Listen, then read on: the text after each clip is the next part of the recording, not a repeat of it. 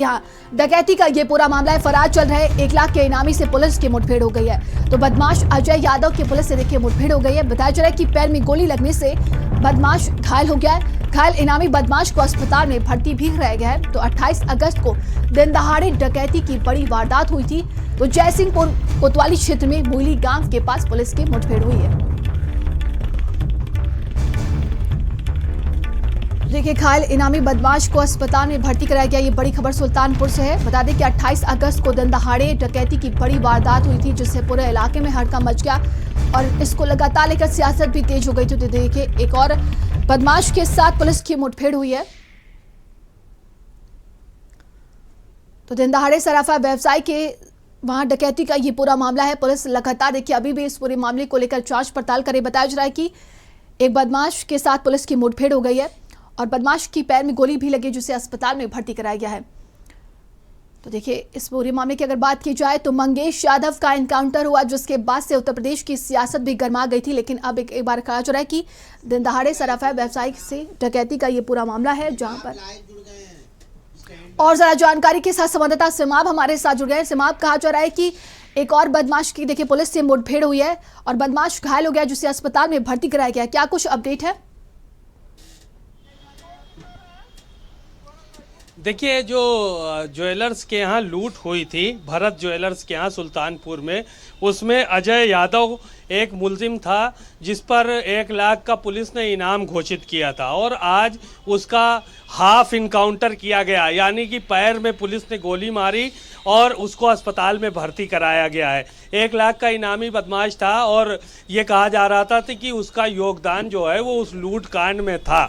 बहरहाल मंगेश यादव के इनकाउंटर के बाद उत्तर प्रदेश की जो सियासत थी उसमें तमाम तरह के सवाल खड़े हुए थे और अब अजय यादव का हाफ इनकाउंटर हुआ। 1 लाख का पहले इनाम घोषित किया पुलिस ने और उसके बाद फिर हाफ इनकाउंटर इसमें किया। 29 अगस्त को ये डकैती जो है वो डाली गई थी।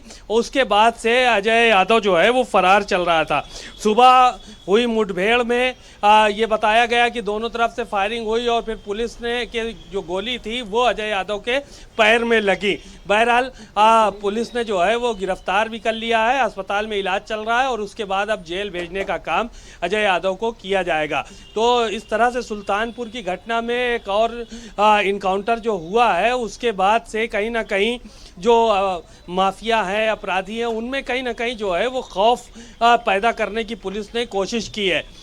इस तरह के तमाम सवालात जो है वो पहले खड़े हुए थे और अब अजय यादव की जब गोली लगी है तो जाहिर है कि इस पे भी कहीं ना कहीं सवाल खड़े होंगे।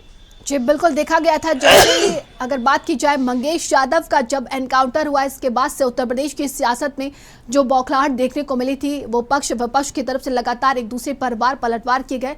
लेकिन अब ये देखने वाली बात होगी जिस तरीके से आज अजय यादव को गोली लगी है, जिसे अस्पताल में भर्ती कराया गया, क्या कुछ ये भी सियासत का रूप लेता है क्या?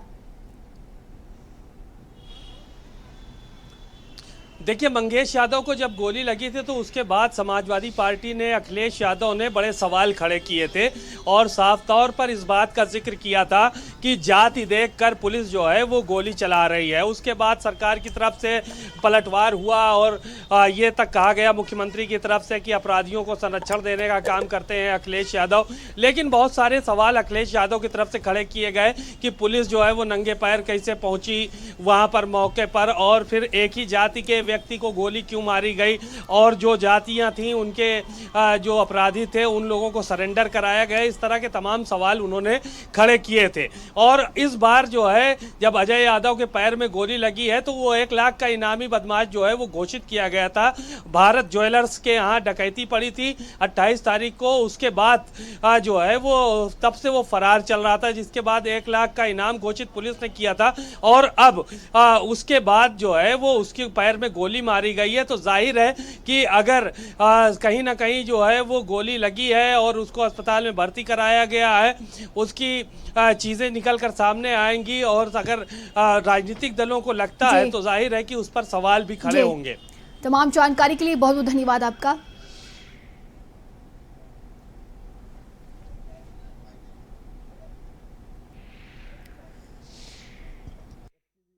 जनाब 20 सितंबर को सुबह एसटीएफ को सूचना मिली और पुलिस को सूचना मिली कि 2 संदिग्ध बाइक लेके जा रहे हैं। इस घेराबंदी में अपराधी ने पुलिस के ऊपर फायरिंग की मारने के उद्देश्य। जवाबी कार्रवाई में उसको गोली लगी। वो अंडर ट्रीटमेंट डिस्ट्रिक्ट हॉस्पिटल में है और बाकी आवश्यक कार्रवाई की जा रही है।